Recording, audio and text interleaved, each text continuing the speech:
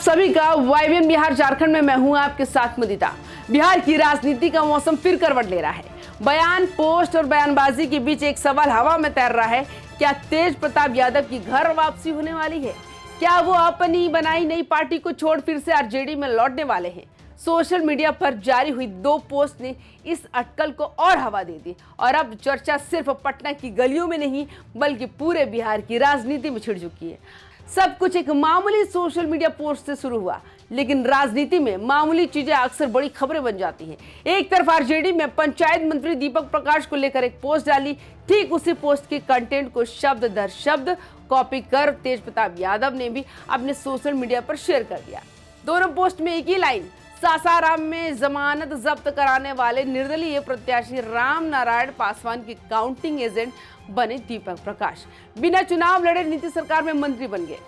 NM Modi Nitish का जादू, अब और कैसा विकास चाहिए? और अब बस इसी से राजनीति में तूफान आ गया। याद कीजिए, चुनाव से ठीक पहले तेज प्रताप यादव को ना पार्टी से हटा दिया गया, परिवार से दूर कर दिया गया। तब उन्होंने बनाया जनशक्ति जनता दल। वो खुद महुआ सीट से चुनाव लड़े लेकिन हार गए। उनकी पार्टी के 43 उम्मीदवार चुनाव मैदान में उतरे लेकिन कोई नहीं जीत सका।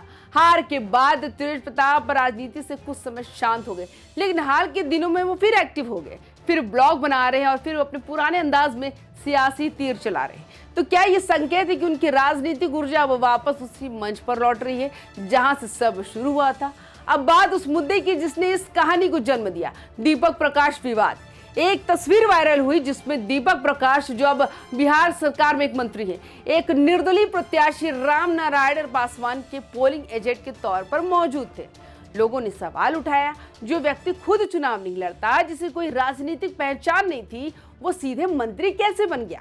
कहा गया कि राम नारायण पासवान ने स्नेहलता कुशवाहा को समर्थन दिया था और दीपक ने एजेंट कार्ड उसी वजह से ही लिया था। लेकिन असली मसाला इसमें नहीं है, बल्कि तेज प्रताप और आरजेडी द्वारा एक ही शब्दों में इस मुद्दे पर ट्वीट करने से पैदा हुआ। राजनीति में भाषा सिर्फ भाषा नहीं होती, वो संकेत होती है। बिहार की राजनीति की धुरी है गठबंधन, समीकरण और विरासत। इस चुनाव में आरजेडी को तगड़ा झटका लगा है। पार्टी के कई नेता, सांसद और विधायक नहीं बन सके, जमीन पर संगठन कमजोर हुआ। उधर लालू परिवार में भी मनमुटाव की खबरें बार बार आती रही। तेजस्वी यादव पार्टी का चेहरा है, लेकिन तेज प्रताप विरासत का भावनात्मक प्रतीक है। कार्यकर्ताओं के बीच उनका अलग ही प्रभाव है और जनता में वो फ्री स्पीकर छवि के साथ लोकप्रिय रहे। बड़े राजनीतिक विश्लेषकों की नजर में आने वाले 4 साल लोकसभा चुनाव तक और 5 विधानसभा चुनाव तक आरजेडी को मजबूत संगठन की जरूरत है और वो संगठन परिवार के बिना नहीं खड़ा हो सकता। तो सवाल वही, क्या तेज प्रताप यादव की वापसी होने वाली है? अभी तक इसका कोई आधिकारिक बयान नहीं आया।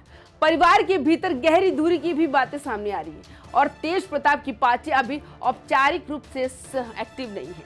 लेकिन राजनीति में कोई फैसला संभव नहीं और कोई दूरी स्थायी नहीं होती। सोशल मीडिया पर एक ऐसी पोस्ट सिर्फ संयोग नहीं, ये राजनीतिक भाषा में एक संकेत है, एक संदेश है और शायद एक शुरुआत। अगर तेज प्रताप लौटते हैं तो आरजेडी का वोट बेस मजबूत होगा, परिवार की छवि एकजुट दिखाई देगी, विरोधियों के लिए राजनीतिक मुश्किलें बढ़ेंगी और पार्टी में उत्साह पैदा होगा। लेकिन अगर वापसी नहीं होती तो भी ये पोस्ट एक रणनीति, राजनीतिक टेस्टिंग और पब्लिक रिएक्शन मापने की कोशिश भी हो सकती है। बिहार की राजनीति में घटनाएं नहीं, संकेत बदलते हैं और ये संकेत बता रहा है कि जल्द ही बड़ा बदलाव दिखाई दे सकता है। अब नजर बिहार की सबसे चर्चित राजनीतिक शख्सियत तेज प्रताप यादव के अगले कदम पर है। क्या वे लौटेंगे या ये सिर्फ एक शुरुआत है? कहानी अभी बाकी है। अगर आपको ये विश्लेषण पसंद आया तो वीडियो को लाइक करें, कमेंट्स में राय दें और चैनल को सब्सक्राइब जरूर करें। नमस्कार।